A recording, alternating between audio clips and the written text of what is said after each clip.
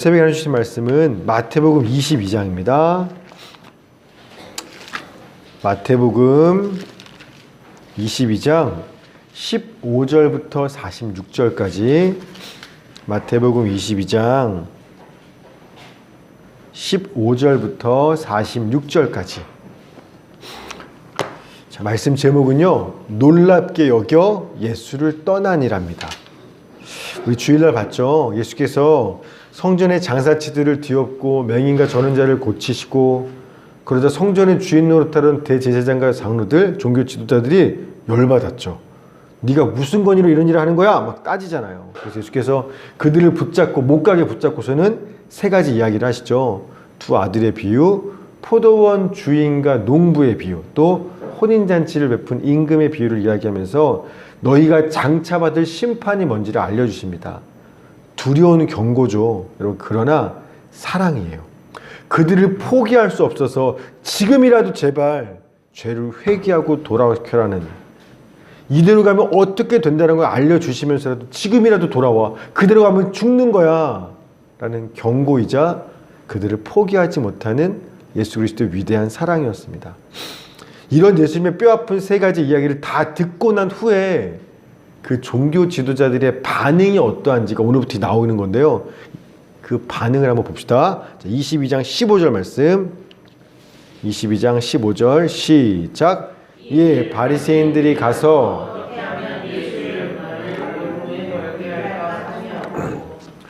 여러분, 회개하고 돌아오는 게 아니라 그 이야기를 다 끝나고 듣고 나서 어떻게 예수를 말에 올무에 걸려서 시험에 넘어뜨리게 만들까? 공개적으로 망신을 주고 예수의 관의를 무너뜨려서 백성들의 마음이 예수를 떠나게 만들까?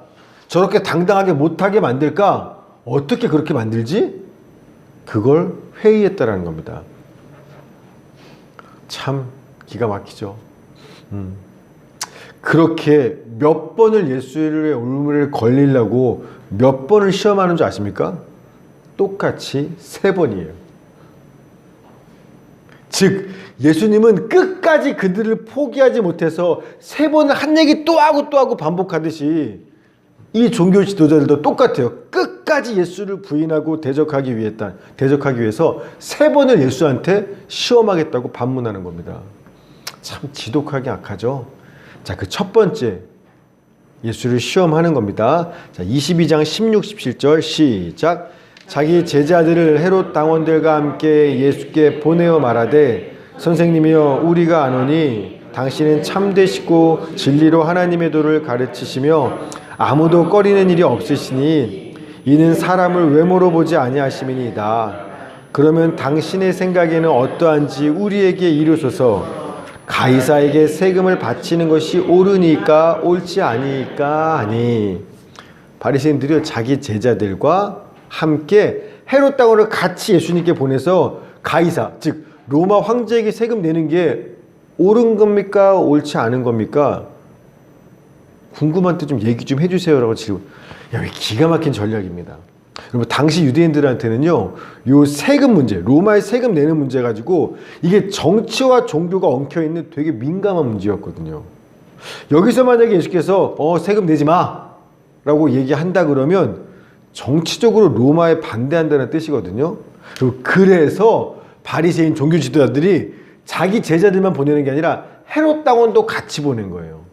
이 헤롯이라는 건 유대인의 왕이었죠. 그러니까 로마하고 결탁해 있는 유대인의 왕, 거기에 빌붙어 있는 사람들이 유대인이지만 유대 왕한테 빌붙어서 친로마적인 성향의 사람들인 겁니다. 거기서 이득 얻는 사람들이 헤롯 당원이요.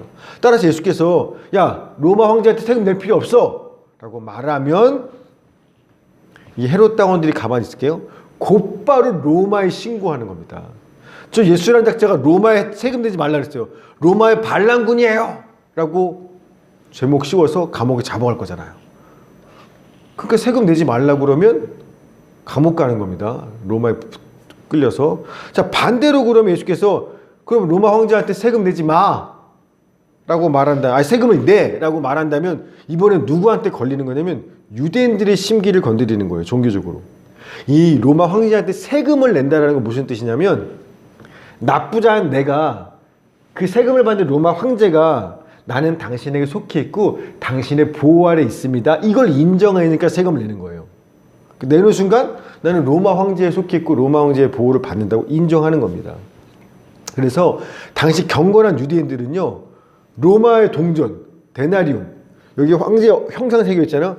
이걸 들고 다니지도 않았어요. 자기 몸에 품지도 않았어요. 로마가 그만큼 싫으니까. 로마 황제는 황제가 아니라 하나님의 사람이니까. 그러니까 이걸 몸에 닿지도 않은 겁니다. 자, 그런 유대인들이 왜 예수님을 왕으로 믿고 따랐어요? 로마의 식민지에 지긋지긋하거든요. 저 예수가 우리의 왕으로 우리를 로마로부터 구원시켜줄 메시아라고 믿었기 때문에 여태 따르고 환호했던 겁니다. 자, 그런데 그 예수가 만약에 그 백성들 다 보는 앞에서 이 질문에 세금 내야지 어떡하겠어 라고 말하는 순간 유대인들의 민심은요, 단숨에 돌아서는 거예요. 기막히죠. 그러니 내라고 말도 못하겠고 내지 말라고도 못하겠고 어떤 대답을 해도 올무에 걸릴 수밖에 없는 겁니다. 근데 여기에 예수께서 뭐라고 대답하시나 보십시오. 기가 막힙니다.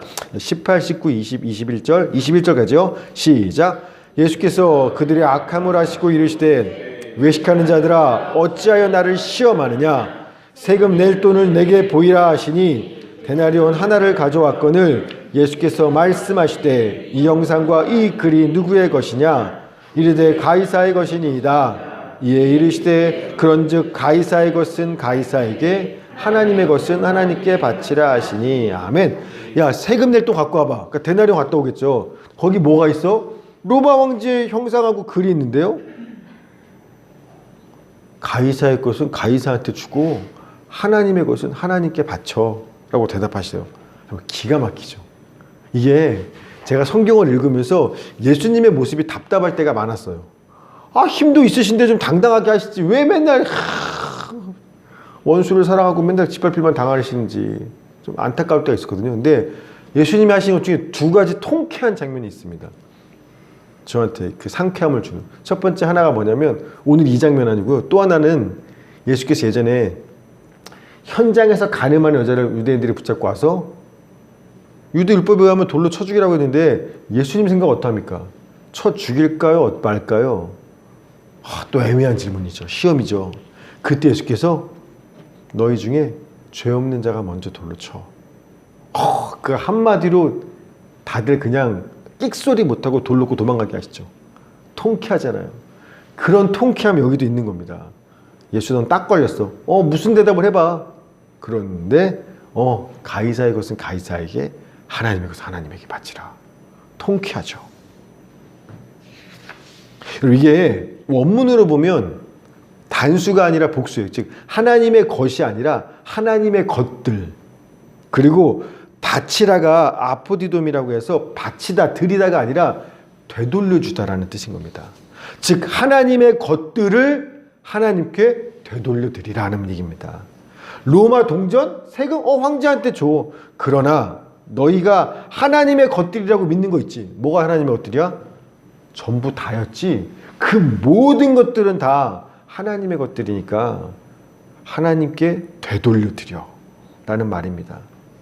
흔히 우리는 내 것을 하나님한테 바친다고 생각하죠. 내 시간, 내 재능, 내 재물, 내 능력, 나의 젊음, 나의 인생, 나의 생명을 내 건데 주님을 내가 사랑하니까 드리는 거예요. 그러니까 상 주세요. 뭐 이런 것도 하잖아요. 복 주세요. 여러분 근데요. 그러니까 드리면서도 건방지게 교만하고요. 왜 바쳤는데 복 안 주는 거예요?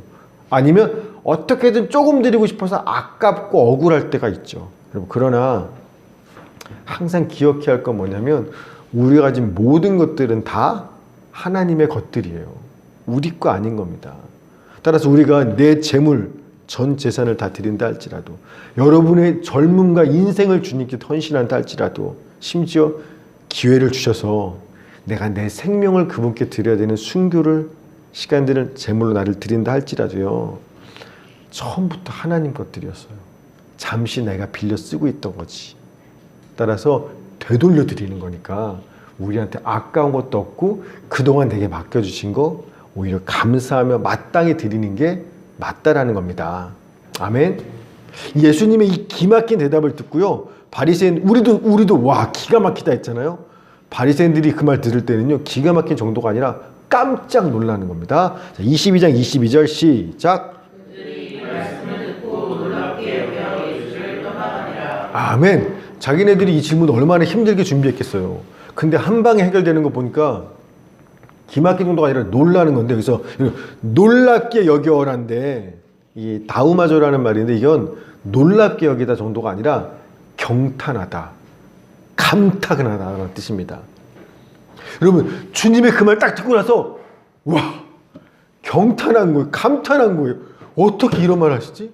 여러분 감탄했으면 경탄했으면 그 다음 어떻게 하는 게 맞아요? 경탄하여 예수를 따르니라가 돼야죠. 근데 지금 뭐예요? 놀랍게 여겨 경탄하여 예수를 떠나가니라.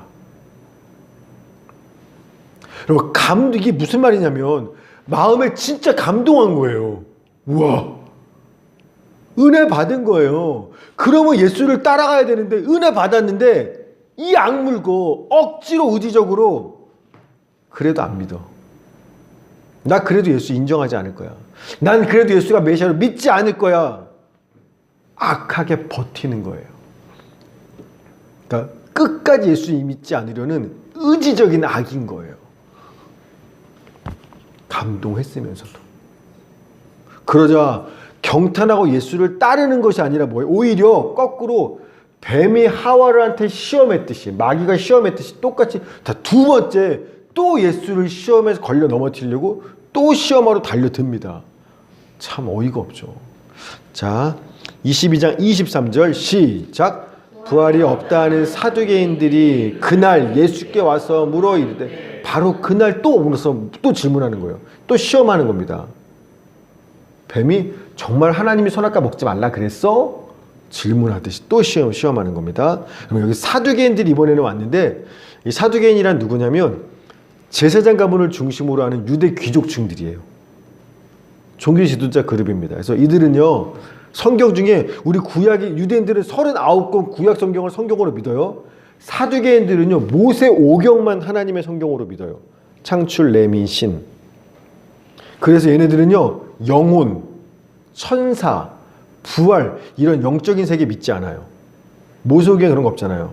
그래서 즉 눈에 보이는 물질 세계들만을 실제로 인정하는 사람들입니다. 모세 오경만을 성경을 인정하다 보니까 영적인 걸 믿지 않아요. 자, 그런 그들이 예수한테 질문하는 겁니다. 자, 24절부터 28절까지 시작. 선생님이요, 모세가 일렀을 때 사람이 만일 자식이 없이 죽으면 그 동생이 그 아내에게 장가들어 형을 위하여 상속자를 세울지니라.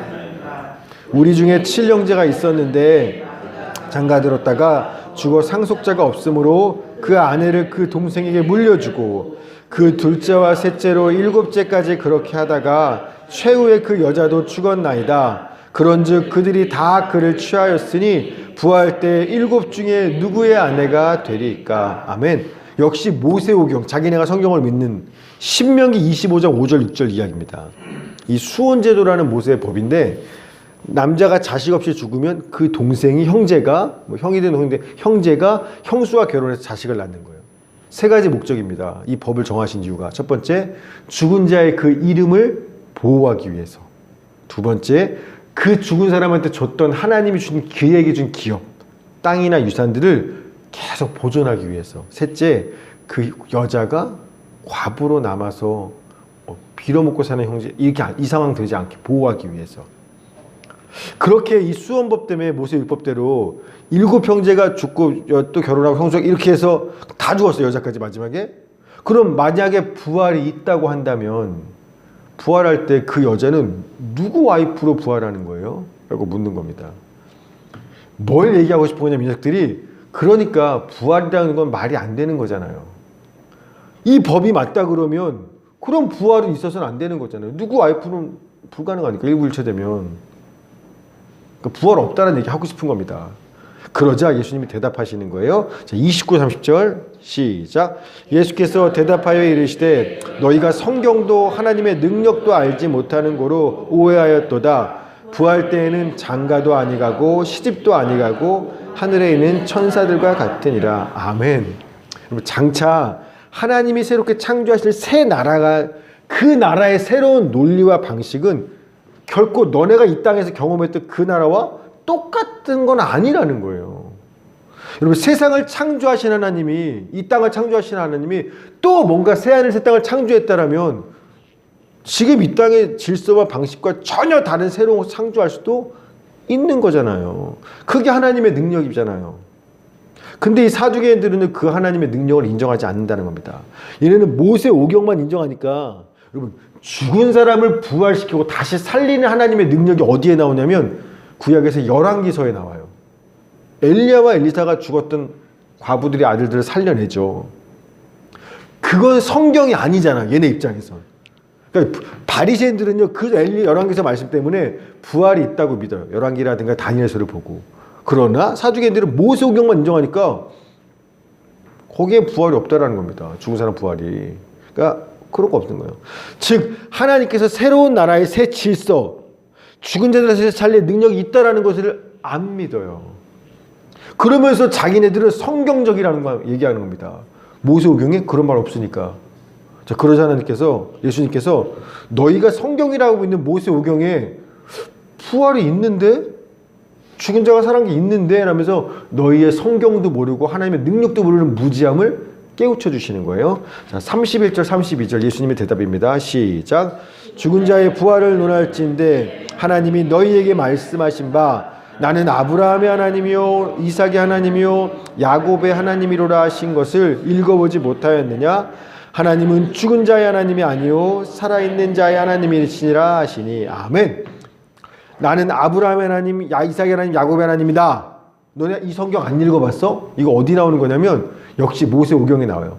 출애굽기 3장 6절에 하나님께서 시내산 떨기나무에서 모세를 만났을 때 자기를 소개하는 거예요. 모세한테. 모세야, 누구십니까? 나는 아브라함과 이삭, 야곱의 하나님이다 라고 소개하시는 그 성경 말씀을 딱 예수님 꺼집어서,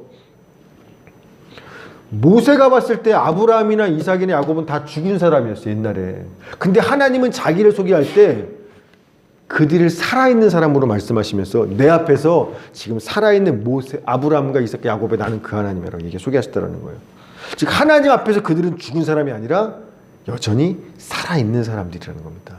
이 땅에서는 죽었지만. 즉 모세오경에서 심지어 하나님은 죽은 사람을 살아있는 사람으로 설명하시면서 내 앞에 그들은 살아있다고 말씀하시는데 너네는 왜 성경적이라면서 부활이 없다고 말하는 거야? 라고 반문하시는 거예요. 와, 놀랍죠.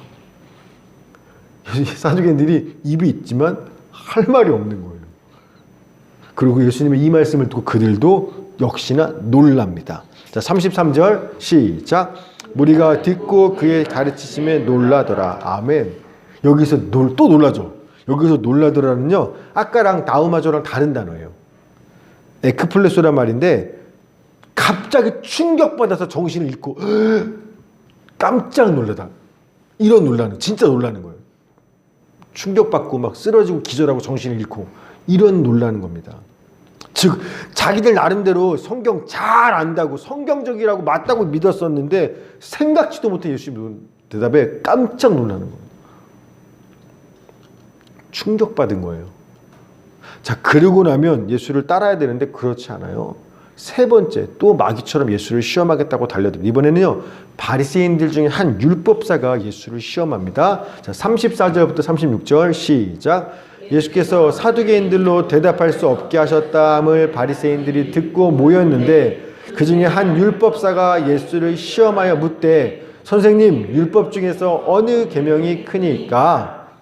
예수를 시험해서 묻는 겁니다. 율법 중에 뭐가 제일 커요? 613가지 율법이 있는데 그 중에 어떤 게 제일 큰 거예요? 시험하려고 묻은 거예요. 자, 그러자 예수께서 우리가 잘 아는 유명한 대답을 하십니다. 37절부터 40절 시작. 예수께서 이르시되 네 마음을 다하고 목숨을 다하고 뜻을 다하여 주 너의 하나님을 사랑하라 하셨으니 이것이 크고 첫째 되는 계명이요 둘째도 그와 같으니 내 이웃을 내 자신같이 사랑하라 하셨으니 이 두 계명이 온 율법과 선지자의 강령이니라. 아멘. 율법 안에 있는 하나님의 담긴 뜻이 뭔지 알아? 하나님을 사랑하고 이웃을 사랑하는 거야 라고 대답하세요. 여러분, 예수님의 이 대답에 율법사가 뜨끔했을 겁니다. 양심에 찔렸을 거예요. 왜요? 이 율법사가 예수님한테 지금 왜 이 질문했어요? 하나님을 사랑하고 예수를 사랑해서 이 질문했나요? 아니죠. 거꾸로예요. 예수를 시험해서 어떻게든 저 인간 말의 울물에 걸어서 넘어뜨리려고 이 질문한 거잖아요. 사랑이 아니라. 그 스스로 나는 하나님의 율법을 잘 안다고 자부하는, 평생 율법을 연구한 율법사라고 자부했지만 정작 그 하나님의 율법의 본뜻을 어긴 죄를 짓는 죄인이었던 거예요. 놀랍죠, 예수님께서.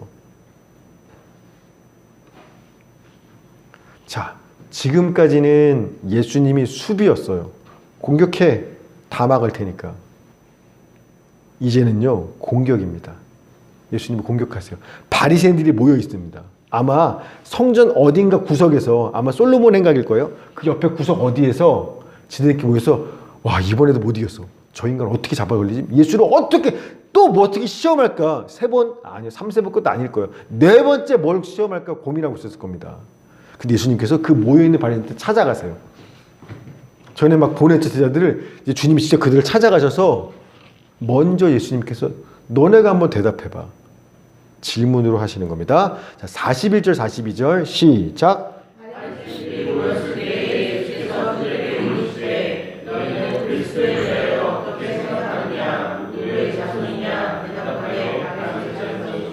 아멘. 그리스도가 누구 자손이요? 다윗의 자손이요. 성경에 써 있잖아요. 대답합니다. 그러자 예수께서 그 바리새인들의 대답을 듣고 다시 질문하십니다. 43, 44, 45 시작. 이르시되 그러면 다윗이 성령에 감동되어 어찌 그리스도를 주라 칭하여 말하되 주께서 내 주께 이르시되 내가 내 원수를 내 발 아래 둘 때까지 내 우편에 앉아 있으라 하셨도다 하였느냐. 다윗이 그리스도를 주라 칭하였은즉 어찌 그의 자손이 되겠느냐 하시니. 아멘. 이번엔 무슨 말씀을 들어드시냐면 시편 110편 1절. 여러분, 성경 많이 보셔야 돼요. 예수님은 모든 말을 성경으로, 예수님도 성경 가지고 말씀하시고 성경 가지고 생각하시고 성경으로 하나님께서 분별하십니다. 자, 이번에도 시편 110편 1절을 가지고 얘기하시는 거예요. 자, 너네 알는 말씀이지. 다윗이 말이야 성령에 감동돼서 뭐라고 얘기했어? 시편 110편 1절에 주께서 내 주께 이르시되, 여기서 앞에 주는요 하나님이에요. 근데 그 뒤에 내 주께 얘기했다는 겁니다. 하나님이 내 주께 얘기했다는 거. 다윗한테 누가 내 주가 있어. 근데 그 내 주가 누구냐면 원수를 네 발 앞에 둘 때까지 내 우편에 앉아. 즉 하나님의 우편에 앉아있는 분을 향해서 얘기했다는 겁니다.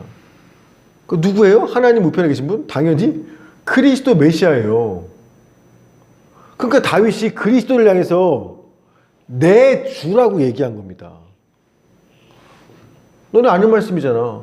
야, 다윗도 하나님 보좌 우편에 있는 그리스도 메시아를 향해서 내 주님이라고 얘기했는데 어떻게 그 주가, 그리스도가 다윗의 후손일 수 있겠어? 다윗의 자손이겠어. 어떻게 다윗이 주라고 고백했는데. 설명해봐. 그러자 바리새인들이 유구무원이죠. 뭐라 모르겠어요. 답을 못하겠어요. 자, 46절 시작. 한마디도 능히 대답하는 자가 없고 그날부터 감히 그에게 묻는 자도 없더라. 아멘. 그 많은 바리새인들, 똑똑한 사람 다 몰려있는데 누구도 거기에 대해서, 왜냐하면 답변 못하는 겁니다.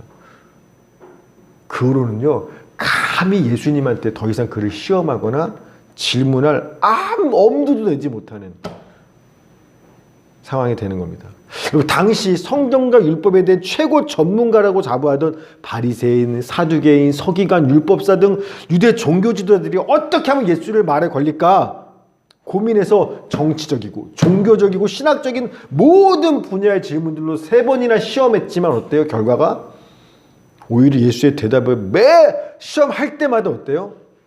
경탄하고 탐복하고 정신을 잃어버릴 만큼 충격받고 한마디도 대답도 못하고 이제 감히 다시는 예수한테 시험할 엄두도 내지 못하는 그런 생각조차 없어져 버리는 상황이 되었습니다. 여러분, 그럼 어떻게 반응해야 맞아요? 지금까지야 예수가 정말 메시아 맞을까? 의심하고 부인했다 치더라도 이렇게 3번이나 우리가 최선을 다해 공격했는데 그분 앞에 내가 탐복하고 할 말을 잃어버릴 만큼 충격받을 만큼 그분이 놀라움을 경험했다라면 어떻게 하는 게 마땅히 맞아요? 당신은 메시아 맞습니다. 하나님의 아들이 아니고서 이렇게 할 수 없는 겁니다. 그분 앞에 엎드려 경배하고 예수를 따라갔어야죠. 그런데 매 순간마다 이 인간들은요, 탐복했으면서 또 예수님한테 시험하고, 충격받았으면 또 시험하고, 끝까지 예수를 인정하지 않겠다고 마귀처럼 또 시험하고 또 달려드는 겁니다. 여러분, 나중에는요, 예수님 십자가에 죽으시고 실제로 부활하셨어요. 그러자 무덤을 지키던 경비병들이 막 지진이 일어나더만 하늘에서 천사가 내려오는 걸 보고 그 천사가 무덤 위에 올라가서 돌 굴려내고 위에 앉은 것을 보고 그거 보고 무덤 경비병들이 기절했어요. 정신 차리고 나서 성 안에 들어가서 대제사장과 장로들과 종교 지도자들한테 예수가 부활했다고 이야기합니다. 자기가 본 거 직접 경험했으니까. 여러분, 그러면 어떻게 해야 돼요? 진짜 예수가 메시아 맞았네. 죽은 자가 살아난 걸 직접 봤다는 겁니다. 그럼 그저 또 정상적인 사람이라면 역시 당신은 메시아군요. 우리가 무슨 짓을 한 거지? 회개하고 예수를 믿었어야죠. 근데 그들이 그 부활의 소식을 듣고 뭐라고 말하냐면 어떻게 하는지 보십시오. 마태복음 28장 12, 13절 그들이 장로들과 함께 모여 의논하고 또 의논합니다. 맨날 의논해요. 군인들에게 돈을 많이 주며 이르되 너희는 말하기를 그의 제자들이 밤에 와서 우리가 잘 때 그를 도둑질하여 갔다고 하라. 여러분, 죽은 예수가 부활한 걸 직접 봤는데도 회개하고 믿는 게 아니라 돈 주면서 훔쳐갔다고. 여러분, 즉 예수를 믿을 만한 증거가 부족해서 예수님이 하신 놀라운 일들과 그분의 말씀에 깨닫지 못하고 은혜 받지 못하고 감동받지 없어서 그래서 예수를 믿지 않은 게 아니에요. 은혜 받았어요. 이미 부인할 수 없는 증거 알아요. 그러나 의지적으로 억지로 난 안 믿을 거야. 끝까지 인정하지 않을 거야. 본인들이 고집 부려서 믿지 않는 겁니다. 그래서 이 세 번의 시험한 22장 오늘 끝이거든요. 이 세 번의 시험 이후로 23장 가면 예수님께서 끝까지 예수를 부인하고 거절하고 대적하는 종교 지도자를 향해서 바리새인들을 향해서 화 있을진저 뱀들아 독사의 새끼들아 너희가 어떻게 지옥의 판결을 피하겠느냐 저주하시는 장면이 23장인 거예요. 예수께서 지금까지 오래 참고 보여줄 수 있는 모든 걸 다 보여주고 장차 미래의 일 너희가 어떤 일을 당할까지 예언까지 해주고 더 이상 그들이 할 말도 없을 만큼 감히 질문도 못할 만큼 할 수 있는 걸 다 했는데도요 믿는 게 아니라 거절하니까 어떻게 해볼 수 이제는 뭐 지옥의 판결을 피할 수 없는 거예요. 여러분, 근데 이들의 모습이 이해가 안 가잖아요. 이 정도만 믿어야 되는 거 아닙니까? 근데 이게 바로 종교 지도자들 이야기가 아니라 오늘 우리도 똑같다라는 거예요. 우리들 안에도 모든 사람들 안에는요 마치 중력처럼 우리가 태어날 때부터 중력이 영향을 받죠. 그 중력처럼 우리 안에는요 끝까지 예수님을 부인하고 대적하고 거절하고 싶은 그런 힘, 나를 막 예수님께 못 가도록 이쪽으로 막 끌어당기는 그 힘이 있어요. 이걸 뭐라고 말하냐면 죄라고 말하죠. 죄성. 중력체는 우리를 날 때부터 끌어당기는 거예요. 그래서 아무리 예수님을 전해도요 내가 완전히 손해보고 망하고 죽기 직전 되기까지는요 절대 예수를 믿지 않아요.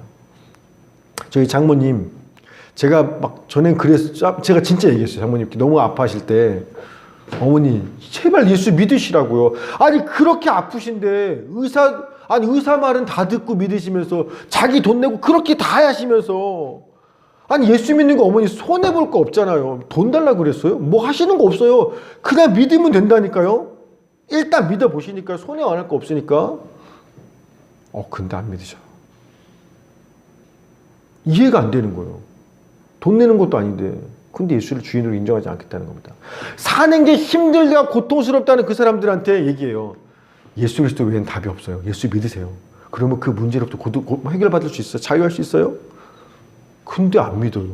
사는 게 행복한 사람한테 예수 믿으세요. 괜찮아요. 이해가 돼요. 안 믿어도 행복하니까. 힘들다면서. 자기 힘으로 해결할 수 없는 문제 때문에 미치겠다면서 너무 고통스러워해서 예수 믿자고 하면 그것도 안 믿겠대요. 아, 왜 힘들다면서 왜 거절해요?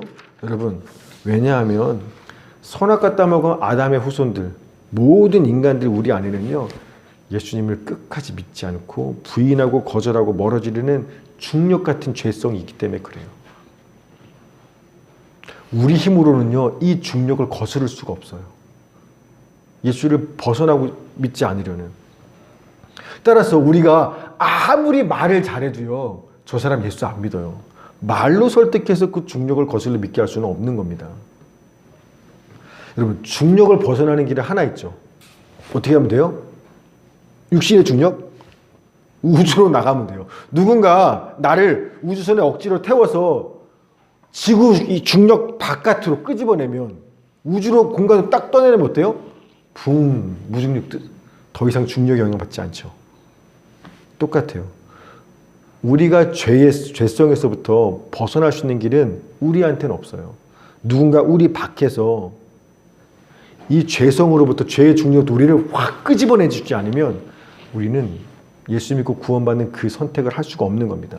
그 영적 우주선이 뭐다? 예수 그리스도의 십자가의 부활과 복음의 복음입니다. 그게 예수 그리스도의 죽음과 부활의 복음이 바로 우리를 죄의 중성으로부터 중력에서 벗어나게 만들 영적인 우주선이에요. 복음 자체에 그 능력이 있다는 겁니다. 우리를 죄에서 끊고 예수 믿고 구원받게 만들 능력. 여러분, 그래서 보세요. 예수님을 지금 마지막까지 부인하고 거절했던 게 종교 지도자들이에요.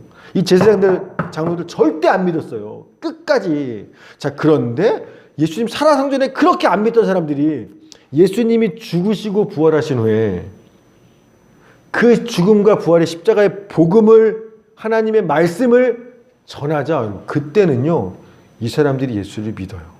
사도행전 6장 7절, 하나님의 말씀이 점점 왕성하여 예루살렘에 있는 제자의 수가 더 심히 많아지고 허다한 제사장의 무리들도 이 도에 복종하니라. 그토록 예수를 안 믿고 부인하던 이 사람들이, 그 제사장들이 한두 명 믿은 게 아니라요, 허다한 제사장의 무리들이, 수십 수백 명의 제사장들이요, 이 도에, 여기서 도는 원문으로는 믿음이에요. 예수를 믿는 믿음에 복종하니라. 즉 예수님을 자신들의 주님으로 믿고 예수를 말씀에 복종하며 그를 따르는 삶을 살게 된다는 겁니다. 그들 안을 붙잡고 있던 이 마음속의 죄성이요, 탕 끊어진 거예요. 여러분, 따라서 여러분, 우리가 예수님이 믿어지는 거, 여러분이 예수가 믿어지는 거, 구원받은 거 내가 믿은 거 아니에요. 우리 선택이 아니에요. 일방적인 하나님의 은혜입니다. 아멘. 내게 그 십자가의 복음을 전해주시고 성령으로 내 마음에 그분이 뭔가 일을 이하셨기 때문에 죄성이 끊어지고 예수님이 믿어지게 되는 겁니다. 이건 진짜 하나님의 은혜인 겁니다. 또 우리가 전도해야 될 사람도 마찬가지예요. 우리가 얼마나 말을 잘하냐에 따라서 예수 믿고 안 믿고 결정된 게 아니라 성령이 역사하시고 우리가 전하는 그 십자가의 복음 자체가 능력이 있어서 그들에게 전파되는 순간에 그게 그들을 확 죄를 끊어버리고 영적 우주선에 나타나서 구원으로 하나님 나라에 올려보내는 거예요. 우리의 능력이 아니라, 말이 아니라 복음의 능력 자체에 그 힘이 있다라는 겁니다. 여기 따라서 그래서 오늘도 우린 이 새벽에 기도하러 온 겁니다. 주여, 세상을 구원할, 죄인들을 구원할, 죄로부터 구원할 유일한 능력은 예수 그리스도의 십자가와 복음의 능력밖에 없사오니 우리가 그 복음을 전하는 도구로 쓰임받기 원합니다. 주님, 내 모든 것들, 내 능력, 젊음, 인생, 은사, 모든 것들을 주님께서 가장 기뻐하시는 영혼 구원한 일에 돌려드리겠사오니 나를 통해서 땅끝까지 하나님이 기뻐하시는 구원의 새 역사를 이루시옵소서. 이 기도하려고 오늘 우리는 이 자리에 오는 겁니다. 바라기 오늘도 기도하는 시간들을 통해서 여러분의 인생을 그분께 돌려드리며 하나님의 귀한 일에 쓰임받는 우리 모두가 되기를 소망합니다. 주님 감사합니다. 오늘도 이 새벽에 귀한 주의 말씀으로 은혜를 받습니다. 하나님, 은혜는, 감동은 이 말씀에 순종하고 따라오라고 주신 것이지 은혜 받고 경탄하고 감탄하고 예수를 떠나라고 주는 게 아닙니다. 내 고집대로 살라고 하시는 게 아닙니다. 오늘 은혜 받은 만큼, 말씀을 깨달은 만큼 우리의 주권을 포기하게 하시고 나의 젊음과 인생과 내 삶의 모든 것들을 하나님의 나라를 위해서 이 구원의 복음을 전파하는 일에 다 쓰임받도록 내어드리는 우리 모두가 되게 하여 주시옵소서. 감사드리며 예수님의 이름으로 기도했습니다. 아멘. 우리 주기도문하면 예배를 마치고